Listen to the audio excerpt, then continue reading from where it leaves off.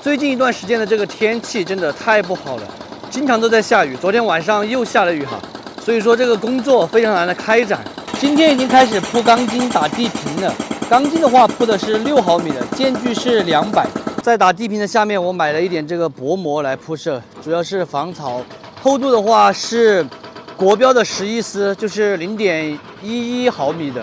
我到内江商贸城逛了一圈，全部都是最厚的，就是这个11丝的。现在如果不把地坪打好，我看这2天天气预报又是雨，害怕水越积越多。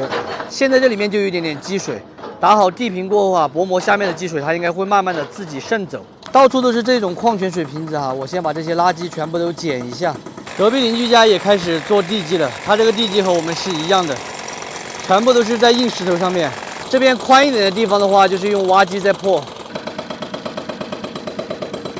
昨天买的水管和线管这些全部都到了，电工师傅已经开始在做预埋了，全部都是买的联塑的哈，因为联塑的大家都说性价比比较高，相比其他品牌，主要是联塑的配件会便宜很多。这个线管的话是3角钱一根，好像是20B 管，75的排水管好像是10多块钱还是多少钱我忘了。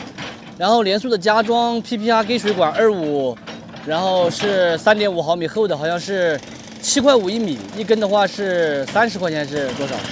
我昨天一下子记不清楚了，因为配件太多了。地基后面有一个沟沟，是准备拿来放泡菜，还有一些杂物的。现在也把它再修整平了，等一会儿一起给它浇筑起来。上一次那些拆模的师傅哈，这边上的模板都没有拆，我现在叫他们全部把它打来丢掉，不然的话以后埋在混凝土里面全部腐烂了就麻烦了。这边水电预埋也开始哈，我们还买的联塑的，我都感觉好贵。像地上那一瓶联塑的那个 PVC 的胶，都是17块钱，这种管子是3块钱一根。刚才我还说是3角，我记错了。我第一次见水电公司干活哈，原来这个弯管子里面放的是一根弹簧。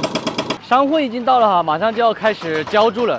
这边电工师傅已经把线全部都铺好了，然后就先浇这边，这边的话还差1个房间的电没有铺好。做了一个这样子的溜草，混凝土就从它上面溜下来，因为这下面的话下了雨不好走。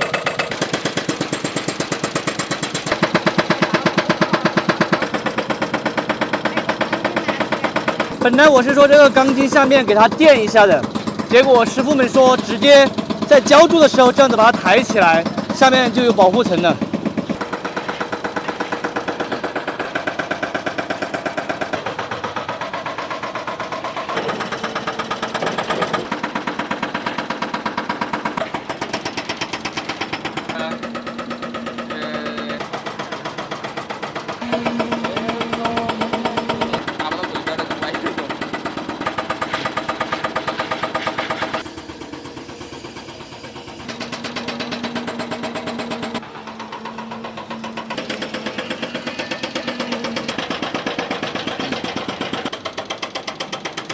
今天混凝土浇筑好之后，表皮给它覆盖一层这个薄膜哈。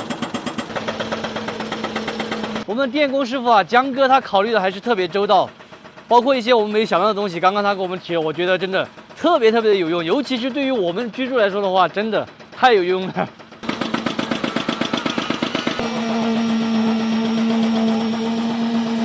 忙碌了一天，总算浇筑完了，再也不用担心下雨，这里面积水了。今天的天气的话还不错，算得上是风和日丽。